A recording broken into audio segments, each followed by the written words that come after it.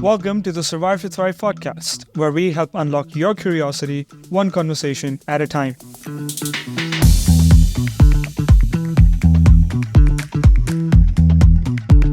My name is Manan, a lifelong learner focused in the study of psychology, human connections, and entrepreneurship. Survive to Thrive is a community aimed at helping students transition from a state of survival to one of thriving by encouraging curiosity and fostering meaningful conversations as a means of their personal and professional development. Don't just survive, thrive with us. So let's dive in.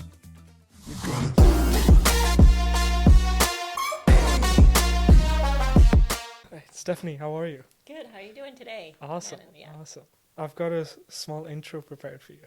All Would you right. like to hear it? Okay. Mm-hmm. So Stephanie Koonar is a respected career coach and academic whose insights have shaped the careers of over 4,000 students. She is an award-winning professor at Langara College and recognized as one of the top 10 marketing and public relations instructors in Canada by Marketing News Canada in 2022. She's also the co-founder of Perspectives Consulting, where she empowers individuals and teams through strength-based leadership and team-building workshops. She's a prolific speaker and author with her best-selling book, Backpack to Briefcase, helping students find meaningful careers. She's also a great networker. Thrilled to have you here, Stephanie. Thanks. How are you? Yeah, great. Happy to be here. Yeah. Awesome. I've got an interesting question to start this conversation with. Do you feel fulfilled? Do I feel fulfilled? I actually do. I feel pretty much like my cup's very full. From what I'm doing right now is aligned with my strengths and what I like to do and what I'm good at, and it gives me energy. So, yeah, and I do feel like I'm making a difference. So I think I tried to check a lot of those boxes. That's wonderful. And you talked a little bit about strengths. I'd like to know more about it. So what are your top 5 when we talk about the CliftonStrengths test? Yeah, so Yes. the CliftonStrengths test, my top 5 are communication, woo, winning over others or getting people excited about things, futuristic, maximizer, and positivity. Which one's your favorite and why? Um, Probably I use communication the most I because see. I do talk a lot and I have a teaching job, so that's perfect for me. And I also like my futuristic, which I didn't know was a strength until I did the assessment, and the assessment pointed it out what it is. Nice. And do you think the career that you're in right now as a marketing professor at Langara, do you feel like it's ticking all 5 of those buckets or strengths? Would you say so? Yeah, I think just teaching marketing itself is always looking for trends and looking to the future and what's the next flavor or what's the next color. So that's futuristic a little bit. And the communication, the teaching, positivity, I like to encourage students. And maximizer is taking anything from good to great. So I love helping and encouraging students to kind of get to that next level. Wonderful. And going back to the answer, the question about fulfillment, you say that you do feel fulfilled. Mm-hmm. My question to you is, why is it important to feel fulfilled? Because when I look at my Instagram and I look at the reels that they're posting these days, the new entrepreneurs, what they're saying is hustle is important, and sometimes happiness may not be there, but you still have to be consistent. So at what stage in life is fulfillment important? Well, that's a great question. And when I wrote the book, I did a lot of research on happiness. And what I found out was happiness is fleeting and meaning is more long-lasting. So that's why I wanted to focus more on fulfillment and meaning. And that's not always, when you're working on something with a purpose, that's not always going to make you feel happy, actually. It might be hard. I think one of the important points that you've raised is, again, the idea of purpose. And I would love to know, for someone who's watching this and who doesn't understand the differences between what is talent, what is hobby, what is purpose, what is passion, what is fulfillment, could you give a brief definition of those, or what you think they are in your life, those terms? Yeah, so what I base the book on really in the first phase is the discover phase to help people uncover their purpose, is using the Ikigai framework. So it's not something I invented. The Ikigai framework has been around. It's a Japanese word, and it really is about the framework that I use is about answering four questions and where they intersect can lead you to understanding what your purpose might be. So do you remember what those four are? The four first one was, what do you love? Yeah. Or what do you like to do? The Yeah. second one is, what are you good at? Mm-hmm. And then I may not be saying it in the right order, but what will you get paid for, and what does the world need? Exactly. Right. Yeah. So if you can have all of those things in an opportunity, then I think that you will find you're in a meaningful role. Like you can, do what you're good at, and you can do, you know, what you love. But if it may not pay, so in today's day and age, we do want to have that. And also the meaning piece is what does the world need? So you can be applying your talents, say marketing talents, to selling more widgets, or you could be using your marketing talents to, you know, sell, or produce more wind energy, right? Something like that. And if I'm a student, which I am, and I don't feel fulfilled in the career that I'm in, is it best to then quit it and then find another job, or where does that resilience piece comes in, and in personal development? What would you say about that? Um, well, I think that, um, you know, the studies show that students stay in programs in terms of retention, it's called at, at colleges and universities, if they know where it's leading. And I think that we could do a better job at post-secondary in helping people show where this course or program can lead to. Um, you know, I don't know how you feel. You're in the discipline that I was in terms of psychology. Do you know where the options are or where you can go with psychology? How do you feel? That's a great question, because that's something that I've been asking myself, is the 2 years of studying a psychology diploma, where does that get me? And I think the answer is, in a skewed sense, nowhere, as a perfect job, but it gives me the skills to then learn more skills and then apply that to, let's say, marketing, for example, or this podcasting as well. So this is something that's a hobby at the moment, but there are skills that I learned in psychology and communication that I'm using as we speak. So that, I think that's what it is. I'm still figuring it out, honestly. And but yeah, you're right. Yeah. Well, I think that having, career panels or alumni come back or other opportunities where you can hear where their education or where they ended up, I think I've seen it with students, it's very illuminating to see, oh, that's the role, because sometimes, the role isn't in the top 10 that people know, which is doctor, lawyer, teacher, pilot, like those are the top, but there's thousands and thousands of jobs. So 100%. In the book, you talked about your aha moment. That's what I want to bring up right now, because when I read that, I was thinking, wow, at that point, she knew what she wanted to do. And that same aha moment comes in other people's life at different times in their life. I don't feel like I have found mine yet, but this podcast thing seems fun at the moment. So the students who you've talked to, how do they find their aha moment? And is that what the Ikigai, the framework is for, would you say? well, so which aha moment are you referring to? Oh yeah, the one where your friend asks you, what is your plan to do after studying Yeah. psychology when you're in your third year? Yeah, so that was more a moment actually, because I didn't. So somebody asked me when I was in third year psychology, "What are you going to do when you graduate?" And I said, "This doesn't go anywhere." I did not know that, so that's what happened there. But I think aha moments happen all the time and can happen in a small situation too, in a situation when you're on a team in a group project, and somehow the role that you have taken on or the opportunity or you're like, oh yeah, I'll take that on. I'll do the editing, or I'll do the research, or I'll do the project plan, and you get energized. That's a aha moment if you can kind of Yeah. tune into it and go, oh, I enjoyed that. So I think there's lots of aha moments all the time. I don't think there's one big one, eureka. Right. And in the discover phase, which is the first phase of the book, considering that there are three phases, which is discover, build, and launch, Mm-hmm.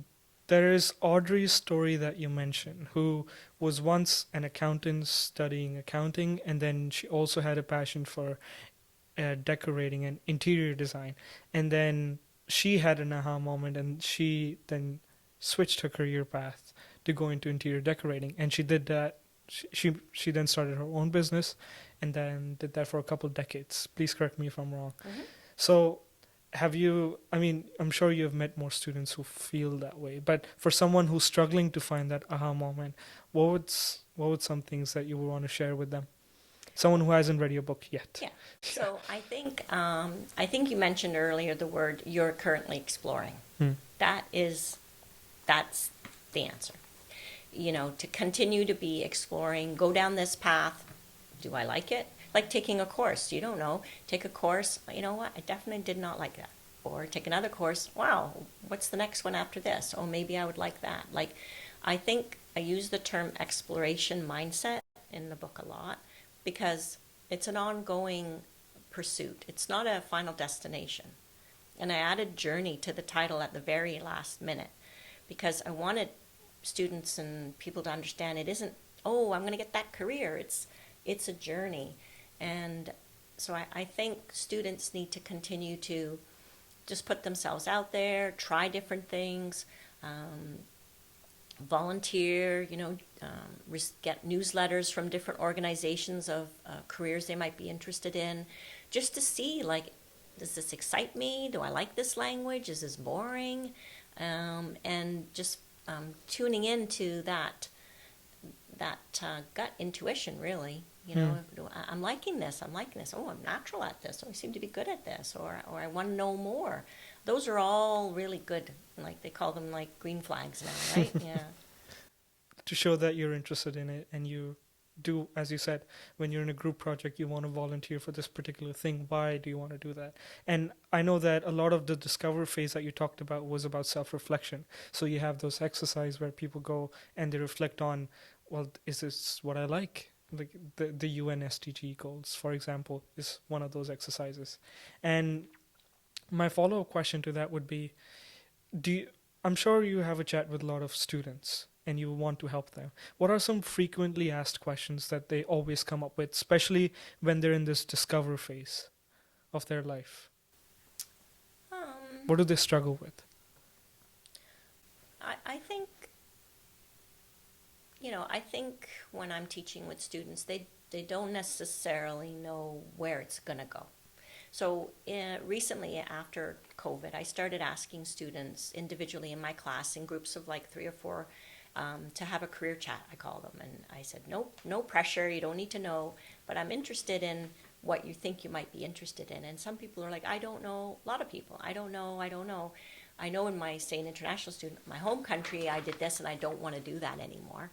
But I think the most frequent question is more the answer that they don't necessarily know yet.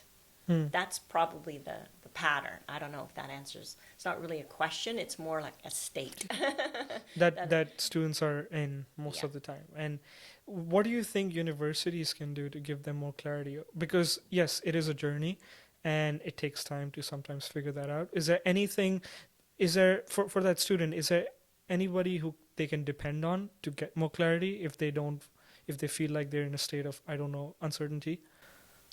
Well, there's a lot of resources that students may not take part in or take advantage of. And I would say the Career Center, co-op in the Career Center is probably a good place to start in terms of finding out. There's also in some schools, there's career counseling in the counseling area. But there are assessments that are often, like the Gallup assessment, but others assessments that you can get an access code that Langara has those and other schools have those.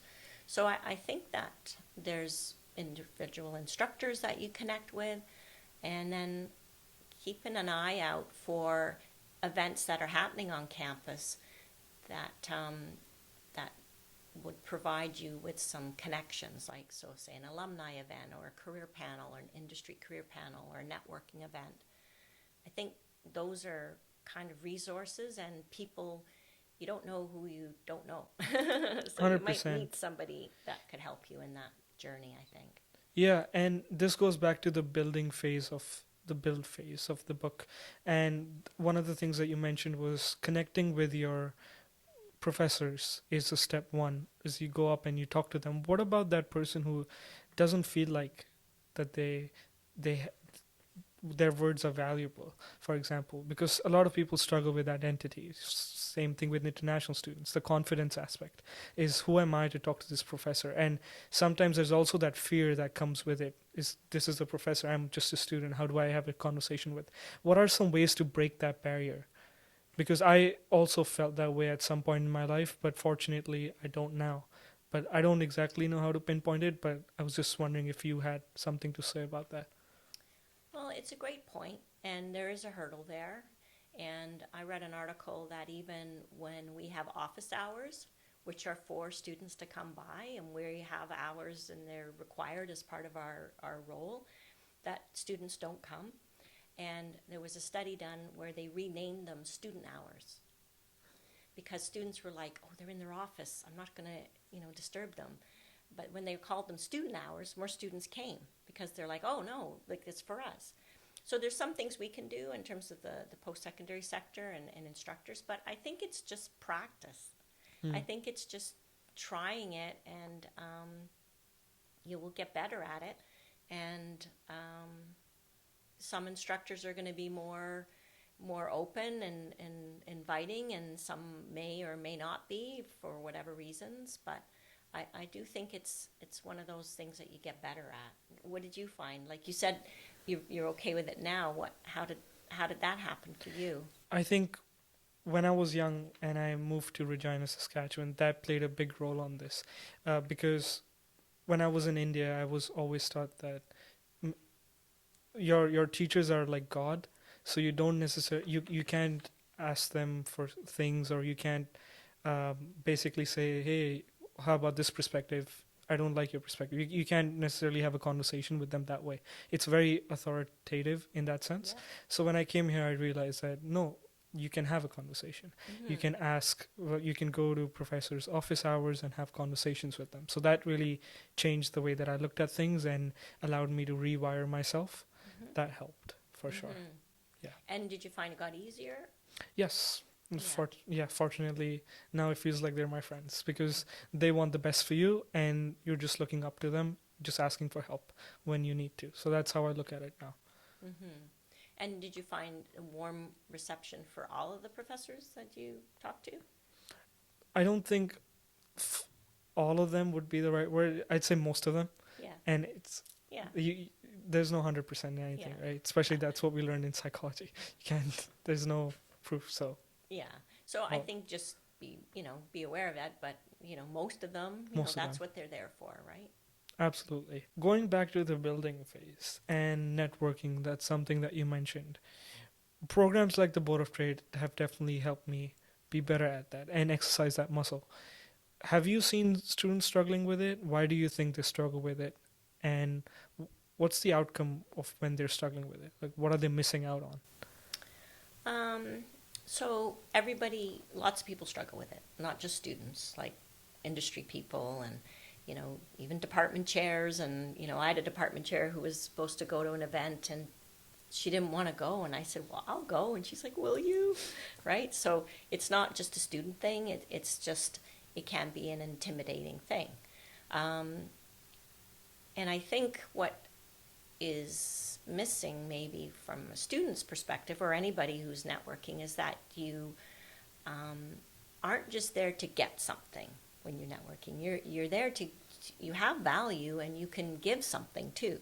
So in the conversation, it's not like about, oh, hi, I want to, I'm looking for a job necessarily, but just getting to know that person themselves, asking them questions, and then knowing that you have some value to bring in terms of your perspective or your experience. I do have one story in the book where it was at a marketing event when I took a bunch of students, an industry event, and one student came running up to me at the end and said, somebody just asked me to give a seminar to their staff. Mm-hmm. And he was floored, but he had been sketching out some social media and different things on a napkin. And the guy said, I think you should come and talk to me. And I thought that's such a good example of Wonderful. not recognizing how, like you have something to offer. Everybody does, yeah. Mm-hmm. I think that's Richard's story. I do remember a little bit that he was sketching something to the executive of the company, and then the executive said, "Come, you think, I think you're really smart." So it's going back to that communication piece is so important, is putting yourself out there. Why do you think we're scared to do that? I don't know. I think it's,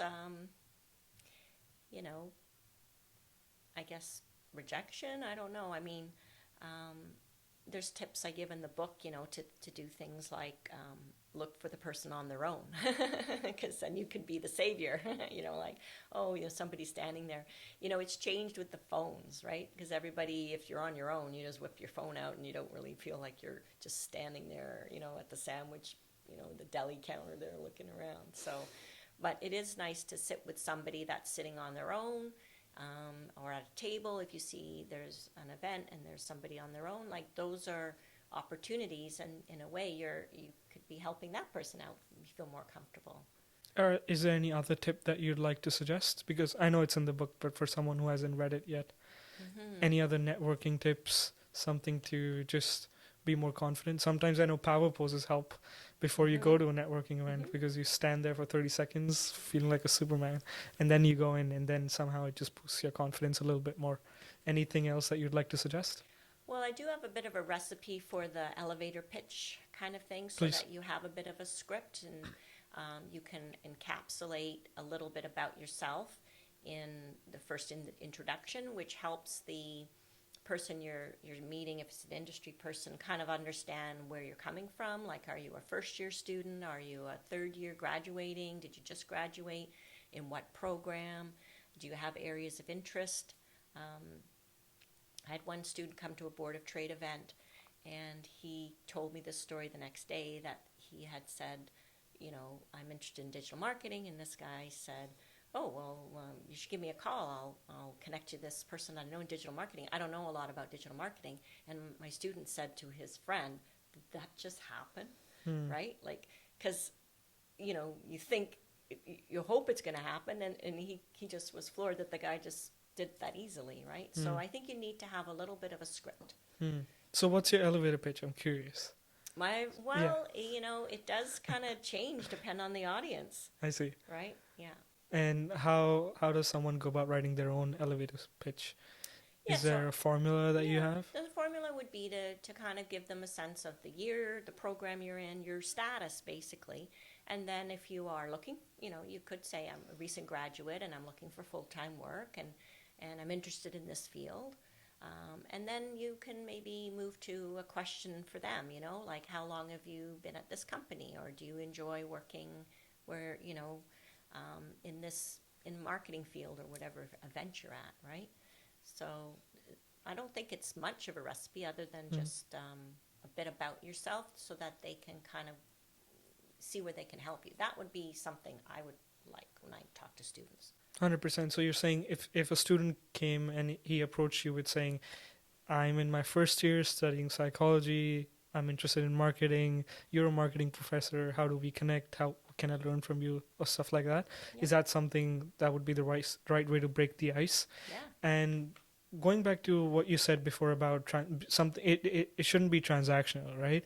And that sounds like something that Sam said when he was on the podcast as well, was the idea of relationship building, and not just, here, this is what I have and this is what you have, what can I take from you, or the taking aspect is, how can we be givers when we're networking? Because a couple of students who I've talked to consider networking as dating, and they feel like it's very shallow because it has to be really quick, and you move from one person to the other. What are your thoughts on that? Um, well, it depends on the environment. I don't know if you're moving from one person to the other unless it's like those speed networking events. You do want to see if you can build some rapport. And, we didn't really mention, but you can talk about hockey, or you can talk about Vancouver. People like to talk about the weather, right? Like, you can talk about other subjects, right? Like, I don't know, favorite vacation, or anything. It doesn't have to be, just like you say, transactional.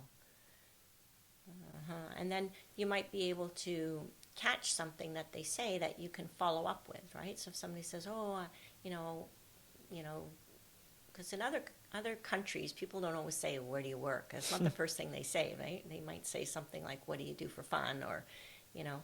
So if they say, "I'm a cyclist" or something, then maybe if you see an article on cycling in, Mallorca or Spain or something, you might send them that, right, the next day or a couple of days later or even a week later, right? So that's a Yeah. giving way too, right?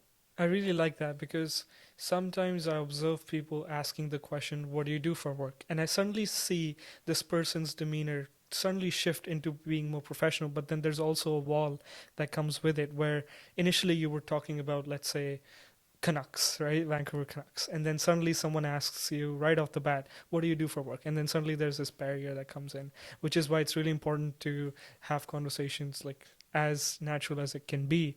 So, Stephanie, once I've had that conversation, what do I do next? Like, I've met this person, we have talked about dolphins, and then what do I do next? Do I connect with them on LinkedIn? Because that's something that you mentioned as well. So, Yeah, do you want to talk a little bit about that? yeah. So it's appropriate to connect with people on LinkedIn, I would say, in business community, marketing community, and it's usually good to send an invite with a message, and remind them. That's what I do. I've meet lots of people, or I even link in with people before they come to one of my events, and I'll say, "Looking forward to meeting you at the event tonight," if it's like one of my workshops. Or you can say, "Just following up, we met at the BC AMA or the Board of Trade event on Tuesday. We had our little chat about dolphins, just wondering if we can connect here." That's all I say. Can we connect here is what I say. And is LinkedIn like another social media app, for example, Instagram, or is it something different for someone who hasn't been on LinkedIn, has heard about it, but then they're worried that it's just another social media app that they don't need? What do you think about LinkedIn personally, and how does Um, it help you, yeah, if so you don't mind sharing? yeah, so LinkedIn is a professional networking platform, and really it's turned into, instead of collecting business cards, which we did in my day, you can quickly connect at an event with somebody on LinkedIn. So you get their information. What's better than the business cards is that if that person leaves their job, then you still have the connection. It's not like, "Oh, they don't work this company anymore and I don't know where they went." So it's very good for that. And you can also demonstrate your interest in things, right? So you've done a great job of it yourself, right? In terms of profiling your interest, or having some thought leadership around different issues, or commenting on other people's posts, or highlighting and sharing events that you've been at. So you can kind of start building your brand identity there, yeah, a little bit as well. Yeah, definitely.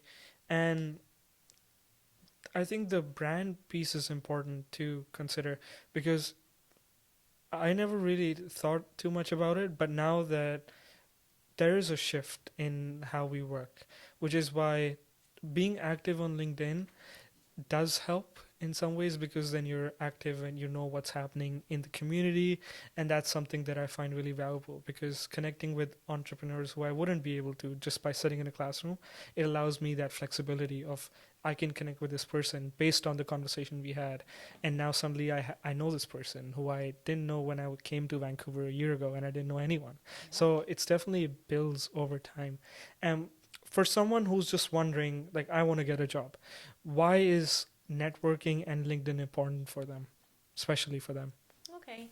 Well, um, you know, everybody is applying for the jobs that are all posted. So everybody who's looking is going to apply to all the jobs that are posted, but there's the hidden job market. which is really about even jobs that exist that maybe they don't want to post for, and it's not even, it's even just an idea, but they meet you and they say, you know what, you'd be a good fit, and we're kind of getting this new business that might be coming in the door next week, next couple months, maybe we could hire, an analyst or, a new social media coordinator or something. So the networking and the LinkedIn is to connect you to people who are hiring, basically, and that can give you a heads up, or it can shoot you a job, or send you a DM that, hey, we just posted this, so you're like one of the first people to hear about it. So those are really the really great techniques. And I know a lot of international students, they think, well, why would somebody want to talk to me? Or, because I can imagine in some countries, in India or other countries, there's thousands of students who would like to maybe talk to this person. But in Canada and in Vancouver, it's a smaller community, and people are open to talking to you. And if you can build that network before you graduate, which is kind of my real bottom line message, is building your network while you're studying, Right. then you could hear about a job, just perfect timing when you're about to graduate. And adding on to what you said, it's really about just having that name in the back of your mind, especially for hiring managers, is yes, I've met this person. Yes, I know what he looks like. Instead of just just reading someone's resume, Yeah. right? That's how I see it. But maybe you have some thoughts on that. It's just reminding someone, oh, this might be the right fit because I've actually met him in person. So it's like your interview has already been done. Not very formal interview, but an informal one. That's how I think about it personally. Yeah, I agree 100% with that. So now that we're shifting from first we were in discover, so we discovered what we liked and figured out what our strengths are. Building a network, building those skills to communicate with people, connecting with them on LinkedIn, and then finally the launch aspect of that. What you said was the hidden market, which was interesting. And now that I've applied my skills into the hidden market and actually landed a job or looking for one, job hunting is a full-time game, full-time job. That's what you said in your book. How does someone go about it? And I'm sure you get a lot of these questions as well. I'm just looking for a job. I'm just looking for a job. What are some things that you tell people when they first come up to you and they're desperate? Well, it is a job to get a job, and it needs that dedication to it, as if it's something that you're working at. So in terms, what I mean by that is, it's how many applications do you send out? How many coffee chats do you set up to try to see if you can find out about different companies, or open up other doors for yourself, or build your network?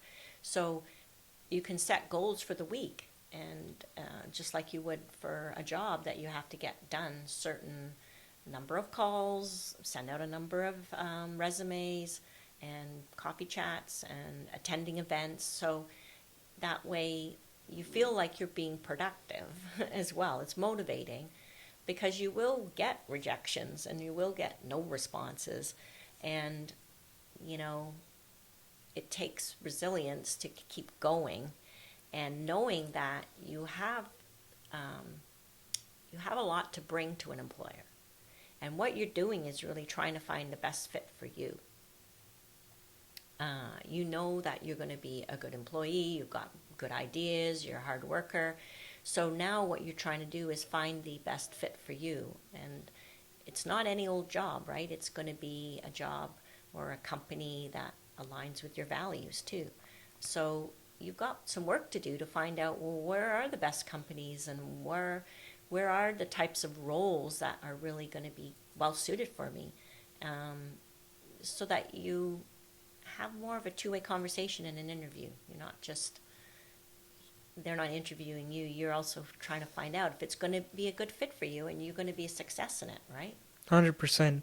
And fortunately for a lot of business students and people in marketing, they also have access to co-ops, which allows them to go and discover. And that's how you discovered which company size was best for you. Is that correct? Yeah. And why does it matter though? Why does it matter if I'm working in 1,000 people company or a company which only has 3 employees, for example? Why does it matter?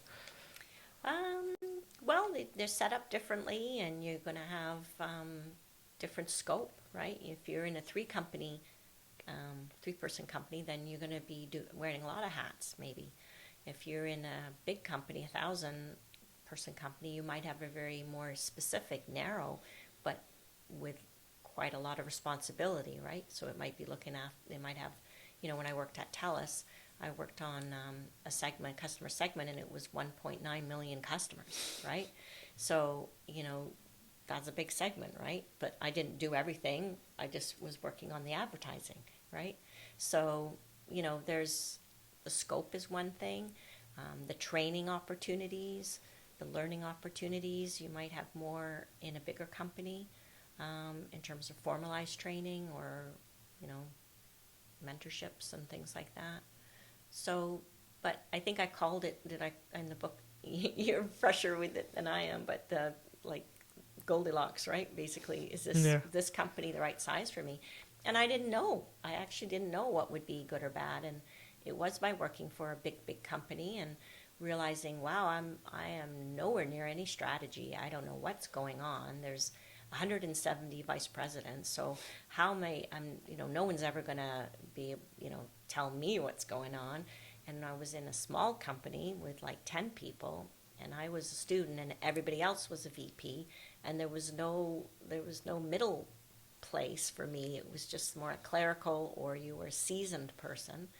So that wasn't a fit. And then the more medium-sized company, I could meet the vice president of marketing. I could hear what the strategy was, and there was growth opportunities, and it just felt like a bit better fit for me. But I wouldn't have even known that was a thing without the co-op.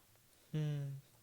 So for someone who isn't a student and they already are in that job, as you said, they're in TELUS, they feel like they don't belong there, they feel like they're just a number in a company, like they don't really matter. What would you say to them?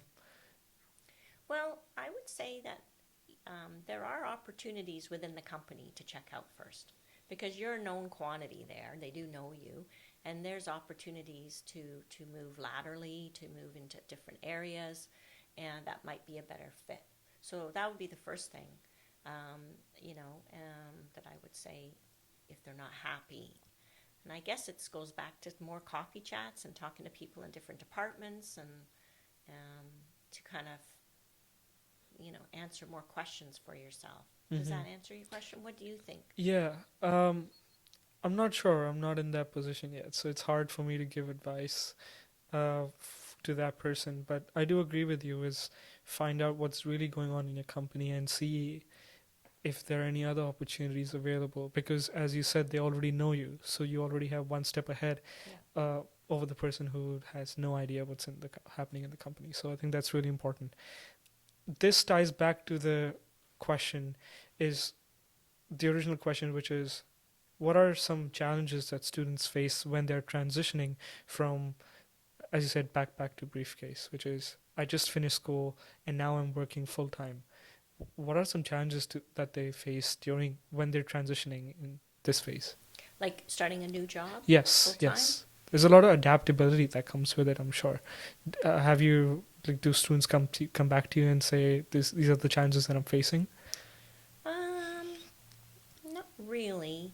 I think that it's a different environment than it was pre-COVID, because now we have a lot of remote and hybrid jobs. And I actually feel that it's a bit of a disservice for our younger employees, because um, you don't get the hallway chats, they used to call them water cooler chats, or something in the mailroom, or access to meetings that you might be able to go to because people are working remotely. Um, and so I think that's probably a challenge right now. And I think people don't know what they're missing, because we've had the COVID, we've had online classes, and now they're like, well, I'll work from home. Everybody enjoys the fact that you can just wake up, grab a coffee, and get on to your computer. But I do think that there's a lot missing from not being face to face. So I do empathize. I don't think we should go back 5 days a week, but that there is some value in having people come, and all be in the office at the same time, or 2 or 3 days, something like that. Because, so I think probably that's a challenge right now, Hmm. starting a new job. And being in person. And again, going back to how sometimes people feel anxious when they're networking. Apparently, when they're coming back to office, they also feel a bit anxious because they haven't been around people. But I feel like is that getting a bit old now? I think. Do you think people are adapting to have post COVID, or is there still some things that are lacking? I think I saw a recent study at Langara students, and 54% indicated they're lonely. Hmm. So I'm not sure we're completely out of the woods yet, in terms of people getting back into more activity and comfortable with everybody. I think there was a big impact on young people with COVID, and that age when you might be 17, 18, 19, and then where you could, kind of be goofy and don't know what to say, and like now you're older and you're 21 and you're supposed to know what to say, but you haven't had a lot of chances to just, you know, make mistakes, or I don't know. That's interesting. What do you think of that? I agree. And what I was going to ask you next was, how do you get people outside their basements? Like sometimes we're just gaming, right? We're just having an amazing time because we consider Reddit as friend circles, but they're not really our friends. Like you can't hang out with them in person. Not all of them. Maybe sometimes you do. Yeah. So how do you get people out of the basements and get them to make mistakes? I know it's a broad question, but I'm curious. Well, what are your thoughts on that? Well, that's a good question. And I think, I've had a role as a pilot program at Langara with Francie, and we've been, student engagement coordinators, and it's come out of our passion and our interest in just almost smushing people together, like just get a bunch of people, and the feedback we're getting is that people are finding it rewarding when they go. But I know it's people often don't know what they're missing until after. Then they're like, "Oh my God, that was great!" But it's a lot of convincing, quite frankly, too. But I think the more people go, and then they have a good time. Like we did hear some feedback that somebody met their best friend at one of our events before. That's wonderful. And if they hadn't gone to that event, they wouldn't have met that person. And so, yeah, there's great benefits to it, but I think it's hard to convince students to do that. 100%, and it probably gets exhausting because you know what value it has, and communicating that with students who should be out there attending networking events, the co-op programs, those ones, but sometimes they just choose not to. The Right. best advocates are other students. Hmm. So for the Leaders of Tomorrow program, when we have people go to the classes and they hear from people that are in the program, or I had one student who was in the program, and he said to the students, "If you don't do this, you're crazy. You're an idiot." Like, I was like, okay, that's the endorsement, you know what I mean? It just was like, it's such an obvious thing to do. Like, why wouldn't you do it, right? So I can't say that necessarily as an instructor, but hearing it from other students, having students report back in the class on the event that they went to, or us getting feedback and seeing if they want to do more of these. I don't know, those are the things. But that is a good question. How do you get people out of the basement? It's just something that like one of the reasons why I wanted to start this podcast was, if it was me 2 years ago listening to this, I might want to take action, and that's the reason why I started this in the first place, was get people to take actions and be more confident through curiosity. Because unless you ask questions, unless you go put yourself out there, have an elevator pitch and mess up 100 times before Yeah. you realize you need to switch it. And yeah, that's the main reason why I'm doing this thing. And thank you for advocating for it, which is networking is important. And of course, we have connected on LinkedIn, so I know that you also attend other events, and you guys are always planning. And I've also been to one of your events. I don't know if you remember the with the clubs. Like, somebody else mentioned, and another international student said in her home country, volunteerism wasn't respected or isn't given the same weight. But I think here we are open to it here in Canada, and we want to see what you're doing, and it. I do think there's value in it to put it on as a role. The VP, social media for this club for these dates, volunteer. You can put its volunteer role, but you can put what you accomplished. Measured impacts, which is what you want to have on your resume, and so I think it's definitely a resume builder. And where do I find these volunteer roles, Stephanie? The volunteer roles? Yeah. Like for clubs? For clubs, for organizations that are in Vancouver, because I know a lot of them are, but for someone who is new to volunteering and there's a stigma behind it when they're in their countries back home, but here it's promoted. So where do I go and find these volunteering opportunities? Well, there's volunteer opportunities with industry associations. So any industry you can think of, there's an association for it. So if it's public relations, special events, if it's project management, and they're always looking for volunteers. Especially, it's great for students. Imagine being on the registration desk and every single person and employer and president and vice president is coming in and picking up their tag. You get to see who they are, right? You can stand next to them at the Awesome. salad bar.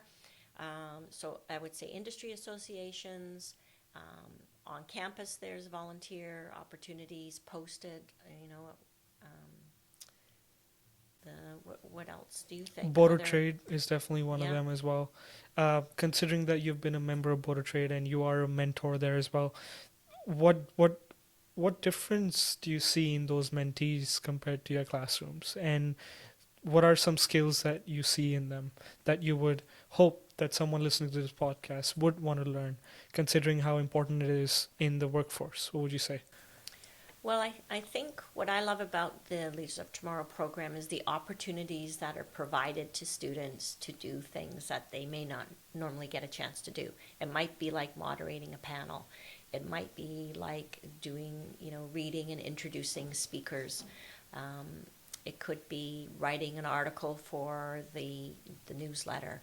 There's a lot of opportunities to push yourself into different areas. So I think the other thing is just the welcoming that the Board of Trade has for the LOTs, Leaders of Tomorrow mentees, at their bigger events too.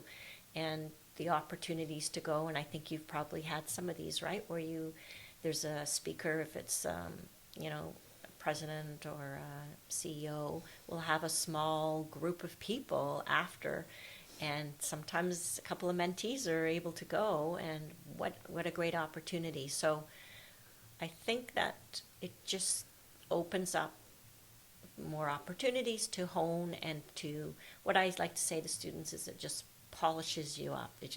You've got good skills, but this just puts the polish on you, and you're going to feel confident. You're going to push yourself, I think, if you open to those opportunities. 100%. And adding on to that, I think sometimes it's not about polishing. Sometimes it's about, it shows you what you're missing, and really is a truth thing. Because sometimes when I was in my comfort zone, I didn't care about my communication skills. I was like, I just talk to my friends. I have my 3 friends and I'm living a happy life. But when you're put in those positions, it's really just truth coming at you and saying, you might want to work on this, because if you work on this, then you get to do this and this and that. So it's, for me, I tried to gamify it a little bit. And I saw, if I take this one step, what happens next? Let's see. And then, as you said, it just opens new doors of opportunities for you. And that's why I'm always motivated to always go to these networking events. I've also realized which ones I like and where do I want to improve. So I try and pick those now as well. So Board of Trade has been amazing for me too. And just like that person in that class that came in and said, if you don't sign up for this, you're missing out. I think I'd say the same thing, because it does bring a lot of value. And going back to what you said about volunteering, you're volunteering your time, and in that way you're also getting new opportunities. You're putting yourself out there, which is what I really want to push. And I wish I knew that 2 or 3 years ago, and I would have been in a different place. But I'm very happy where I am now. So I think that's very important. Anything else that you want to mention, especially as we wrap up the job phase of things? Like, how did you get your job? I think, if you don't mind. Just Yeah. before we go there, I would like to say another place for volunteer opportunities is Charity Village. You can get alerts for nonprofits that are looking for volunteers, and you can kind of put filters on, and it can be something like, there was one recently, and it was taking photos of kittens that are wanting to be adopted. Now, what the heck, right? But there's all types, right? So if you want to build your social media skills, or you want to build your project management skills, so Charity Village is good for volunteer positions as well. That's a great one. So what did you said about? Yeah, my question was, what has your journey been like? Because one of the segments that we have on this podcast is like survive to thrive. Yeah. So was there a time where you were really just trying to survive and you had this, not this aha moment, but it was a journey which now you feel like you're fulfilled? So how does someone get there? That could be just like wrapping up your whole book in one question too. Well, I do think it's being open to doors that close can be a redirection.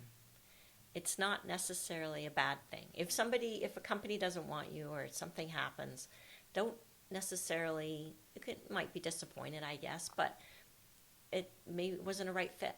Like if they don't love you and they don't want you for whatever reason, I think it's a redirection, and it's because there's something better, a better fit or something. So I think that's an important thing. And I found that, even you can be let go from a job and it might lead you to something better too, right?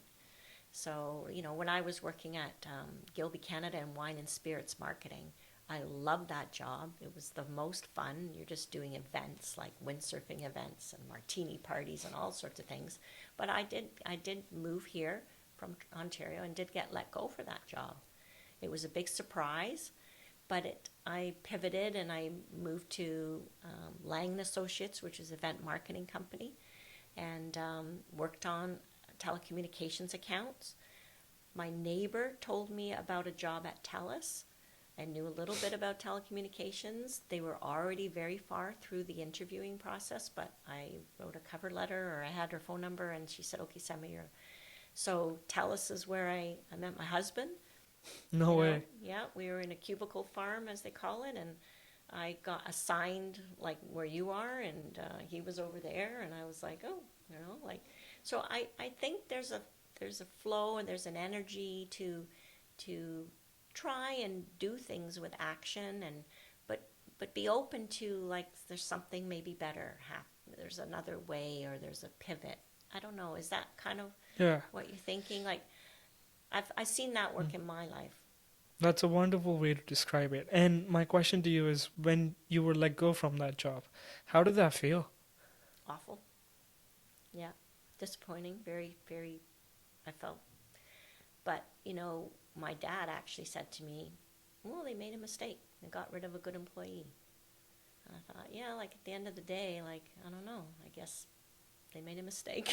That's how I ended up just deciding that, I was doing good things. And so, but I think I might still be there selling booze, like literally, like, look at the transition. And, I moved over to, teaching and then writing a book, and now I'm doing career coaching. But, I was so happy there, like I might still be, doing that. So I feel like I'm on a more better path in terms of making the world a better place. And, wonderful. yeah. I'd like to also touch on Perspectives and the company that you're a co-founder of. Can you tell us a little bit more about what that is and what kind of coaching you do?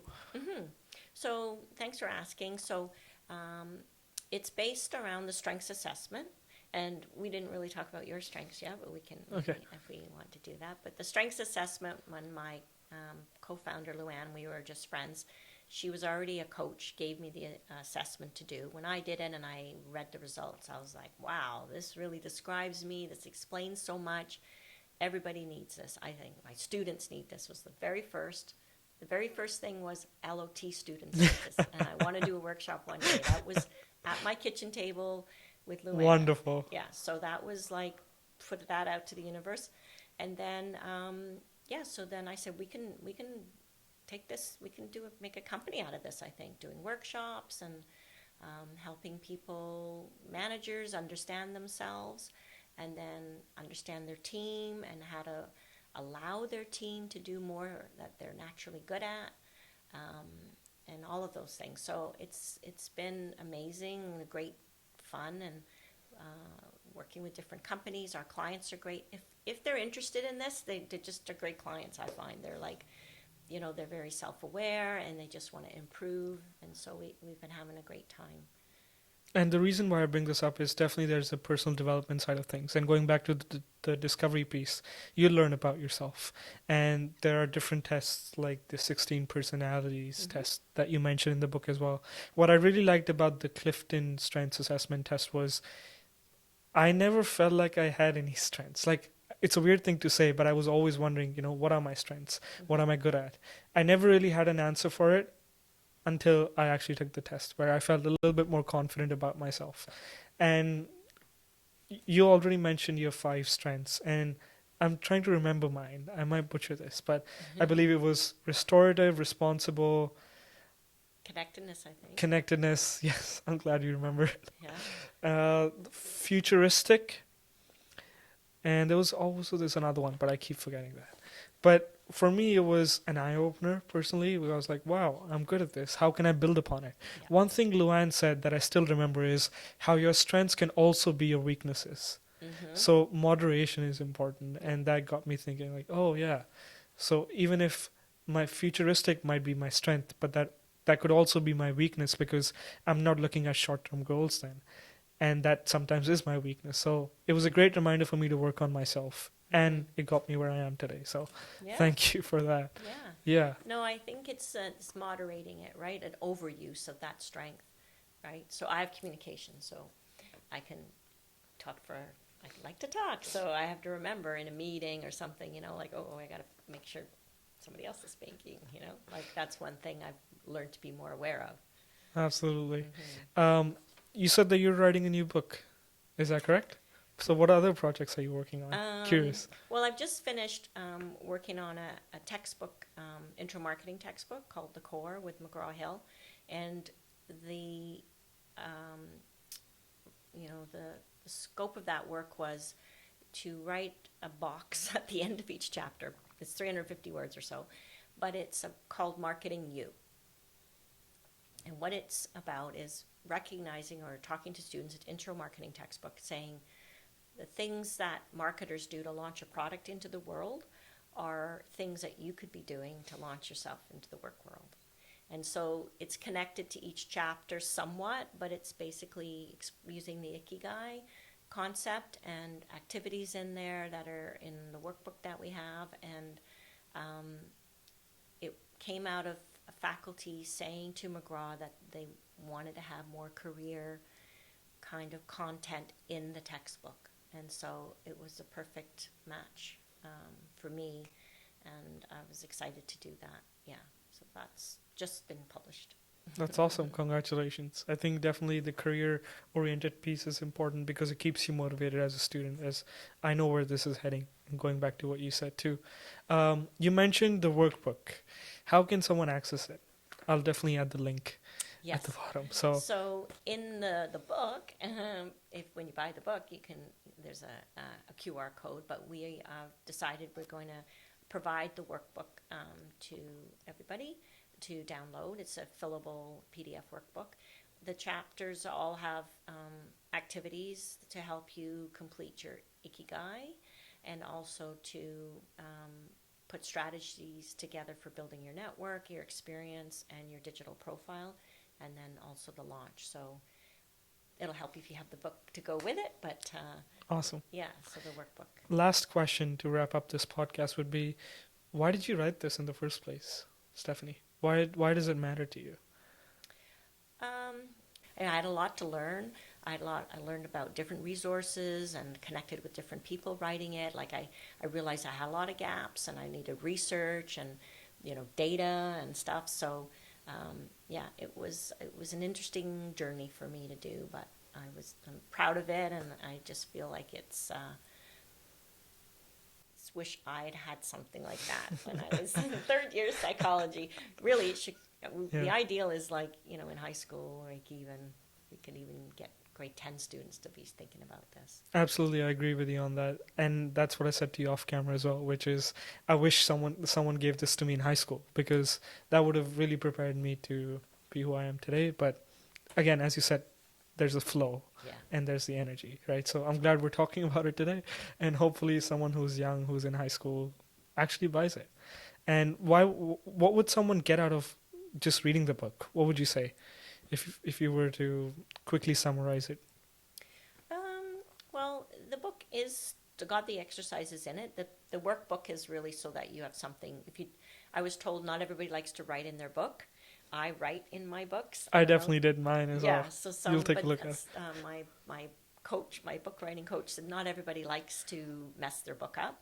So I thought, okay, so that's with the workbook. But I think you'll find it very quick read. It's meant to be easy to read. You can flip it to any page, and it's got stories about students. These are real people. I have all their permissions to use their stories in terms of student success of them, using the principles.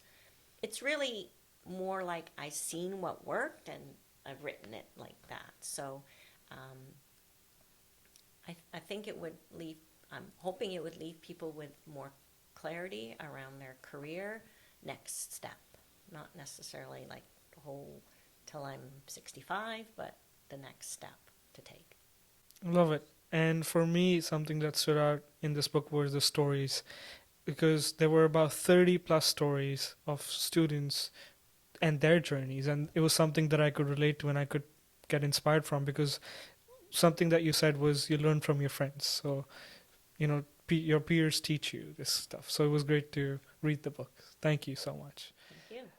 That's the end of the podcast, Stephanie. All right. I'm glad we did it. Me Thank too. you for being here. Thanks. Appreciate it.